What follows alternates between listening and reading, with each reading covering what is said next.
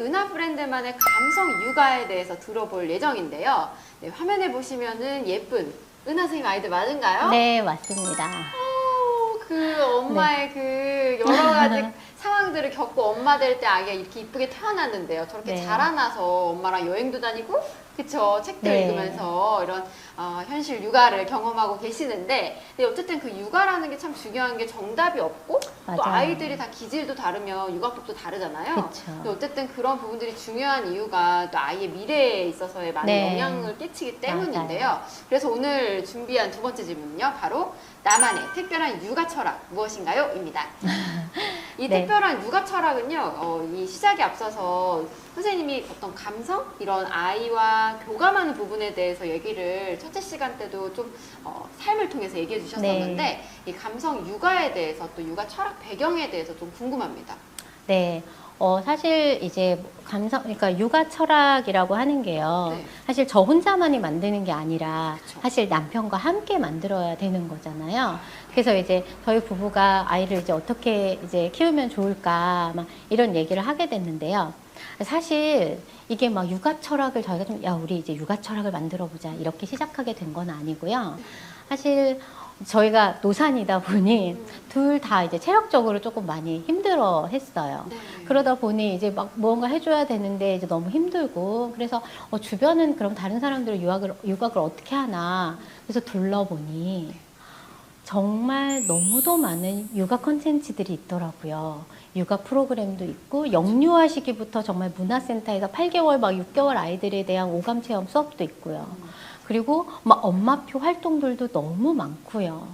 네, 이렇게 육아 자원이 많다 보니 사실 저희가 우리는 너무 아무것도 안 해주는 거 아니야? 우리는 어떡하지? 근데 이게 또 그래, 그럼 우리도 뭐 오감 체험 이런 거 보내진 않으니까 우리가 해보자. 미역과 막 밀가루를 집에다 이렇게 하고 해보자. 마음은 먹으나 네. 선뜻 이 부부의 성향이 네. 그거를 하기에 엄두가 안 나는 거더라고요. 그래서 저희가 이제 우리는 그럼 어떻게 키워야 하나. 네. 이거에 대해서 저는 좀 이제 죄책감으로 우리 너무 아무것도 안 해주는 것 같아. 우리 너무 아무것도 안 해주는 것 같아. 그러한 이야기들을 많이 나누다가 네. 저희 이제 남편이 우리가 아이를 키운다고 생각하지 말자. 아이를 한 기간 동안만 이렇게 키우고 끝내는 게 아니니까 우리가 키운다고 생각하기보다 아이가 스스로 이 삶을 깨닫고 그 힘을 키워나가는 아이로 우리는 키워보자.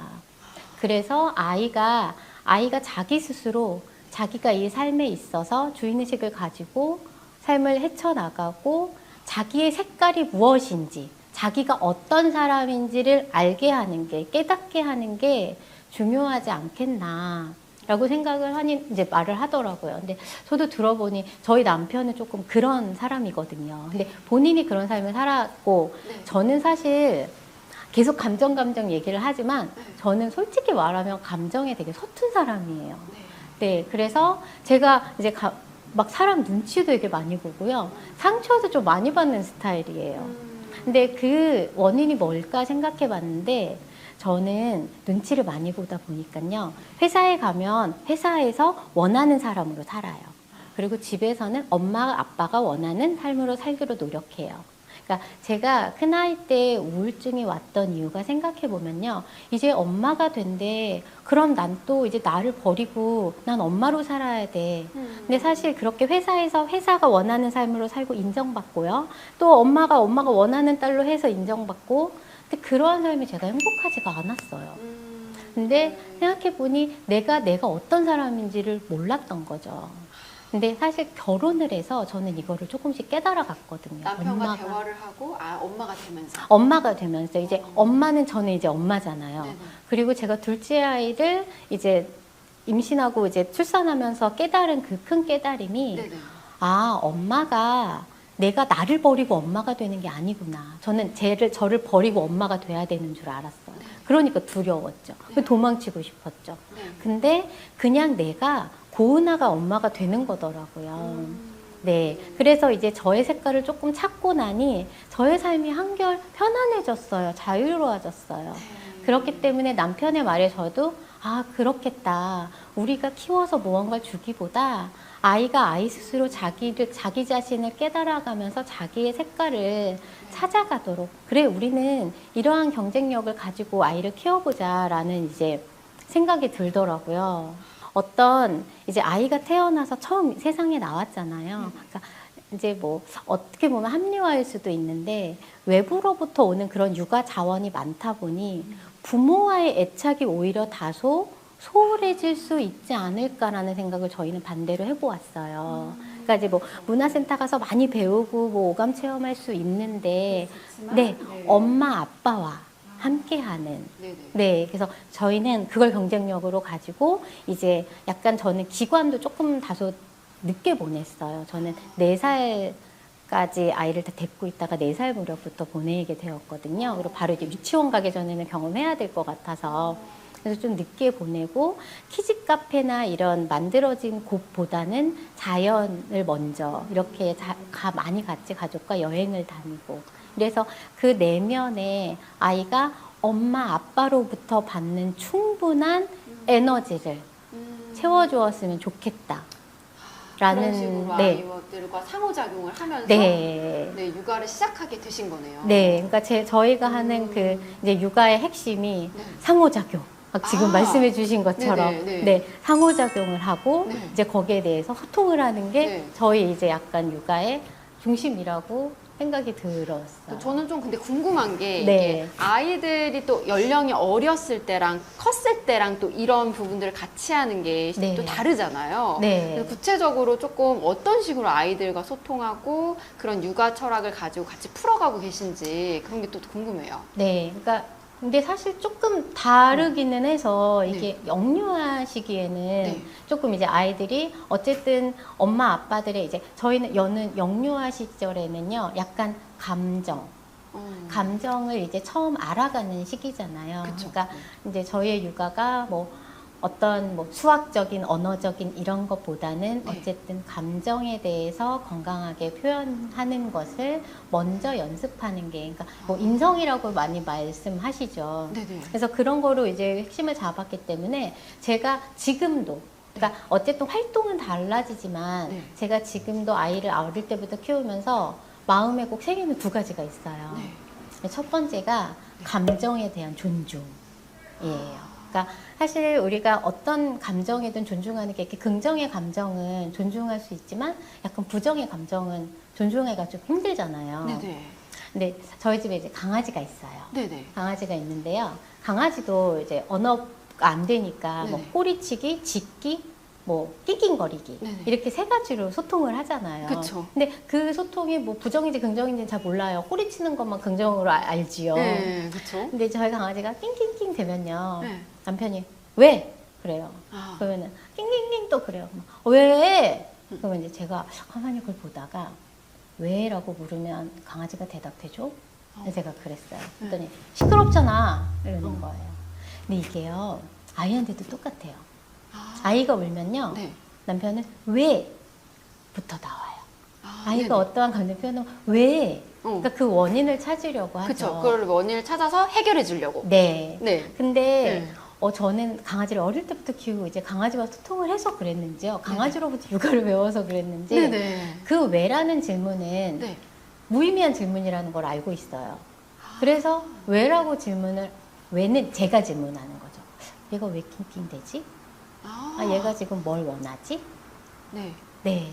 이렇게 그러니까 아이가 그냥 그러면 넌 지금 낑낑대고 싶구나. 근데 되게 신기한 건 그렇게 해서 강아지를 그냥 한 번만 쓰다듬어 주잖아요. 네. 그럼 낑낑거림이 멈춰요. 근데 저는 아이한테도 똑같다고 생각이 들었어요. 아이가 울면 네. 보통 엄마들은 왜? 그쵸. 이렇게 이제 먼저 나오잖아요. 네. 근데 이제 저는 네. 네가 울고 싶구나. 네. 지금 뭔가 때려부리고 싶은 거구나. 그냥 그 감정을 그대로 존중해 줘야겠다라고 생각을 이제 하면서 사실 저의 핵심 이제 제가 꼭 마음에 담는 2번째가 네. 소통이에요. 근데 이 소통이 일방적으로 하는 소통이 아니라 네. 상호작용 소통인데요. 쉽게 말해서 그냥 탁구공 핑퐁 같은 거예요. 네네. 이게 엄마가 핑 기분 좋게 핑 던지면 네. 아이도 제가 퐁 하는 거예요? 네. 근데 오. 엄마가 핑 이러면 아, 퐁 이렇게 되겠죠? 네. 아, 네, 이렇게 쉽게 그냥 오, 이러한 상호작용 소통을 가지고 네네. 아이의 감정을 존중해 줘야겠다. 제가 이러한 생각을, 그러니까 아이가 어릴 때든 지금이든, 내가 이것만은 그래서 건강하게, 마음이 건강하게 자랄 수 있는 아이로 이제 키워야겠다라는 생각을 하면서 키우고는 있어요. 이게 제가 맨 처음 말씀하셨을 때는 지금 하시려는 그 감정 육아, 감성 육아 이런 육아법들이 어떤 걸지 제가 되게 귀 기울이면서 들었는데 방금 이제 얘기를 해주시는 걸로 저는 되게 조금 이해가 조금 되기 시작했어요. 네. 그래서 뭔가 말이 안 통하는 아이들도 엄마가 어떻게 교감을 하냐에 따라서 그 아이의 반응도 똑같이 달라질 거다라는 걸 알고 네. 교감을 하시는 거잖아요. 네, 맞죠? 그러니까 많은 엄마들이 아니 대화가 안 되는데 말도 네네. 못하는 아이랑 옹알이를 네 아니 어떻게 네. 소통을 하라는 네네. 거야. 네. 그런데 이제 저만의 비법은 네. 비언어적으로 소통을 하자인 거죠. 구체적으로 예를 들어서 아기가 네. 막 소리를 질러요. 네. 말이 잘 안 통하는 그 아이들 있잖아요. 2살에서 막 네. 말 잘 표현은 못해. 여기까지. 근데 막 소리를 지르고 막 몰래 때를 쓰고 네. 이러고 있는 상황이에요. 그러면 저 어떻게 해야 되는 거예요? 어쨌든 떼를 네. 쓰는 아이는요. 네네. 그걸 말 못하잖아요. 네네. 그렇다고 해서 너 왜 그래? 뭐 이렇게 해줘. 저런 이제 엄마들은 사실 원인은 뭐 왜 이게 싫어? 이게 싫어? 뭐 이렇게 막 이렇게 해줘? 이렇게 하잖아요. 말로 하잖아요. 네네. 근데 말 모르잖아요. 네. 그래서 말로 하지 않아요. 아. 그냥 저는 그런 상황에는요. 네. 저는 잠잠히 그냥 노래해줘요. 울고 싶구나. 울고 싶어. 그럼 울을 수 있는 배경음악을 노래로. 이렇게 그냥 울고 싶은 거야. 그러면 아이가 막 울면요. 그냥 아이를 제 무릎에 이렇게 앉혀요, 우선. 앉혀서 네. 제 막 심장 땡깡 소리를 네. 들을 수 있게 이렇게 해주고. 앞으로 해서 안고요. 네. 근데 그럴 때 저항할 때는 네. 그냥 가만히 이렇게 바라봐주고 그냥 등만 쓰다듬어 줘요. 아, 울고 네네. 싶은 거잖아요. 네네. 지금 네. 속이 상해서 근데 그런 그게 거죠. 원인이 네. 있다면 만약 뭐 네. 배가 아픈 거나 이런 거는 네. 원인을 해결해 줘야 되지만 네. 엄마들이 알잖아. 이건 그냥 떼구나. 아. 그러면 이제 앞으로 안아서 심장에다가 엄마가 갖다 놓고 네. 엄마가 너가 왜 떼를 부리는지 알 수 없지만 엄마가 너의 이 마음을 충분히 위로하기 원해. 그 마음을 담아서 위로해줘요. 엄마가 네가 어떤 상황에서든지 힘들 때 엄마는 무조건 위로를 해주는 사람이야 라는 메시지를 전달해주고 싶었나 봐요. 그럼 내가 노래 불러줄게요. 이제 이래요. 그러니까 노래를 똑같이 위로를 해주는 거죠. 그래서 여기 비행기 봐봐 이런 게 아니라 비행기가 붕붕붕붕붕 나르는 것 같은데? 이러면 아이는 네 아니야 비행기는 붕 날라. Is honey that you're faking? You don't know, you don't care. We're all having fun, bathing in the sun. We're all building castles, castles.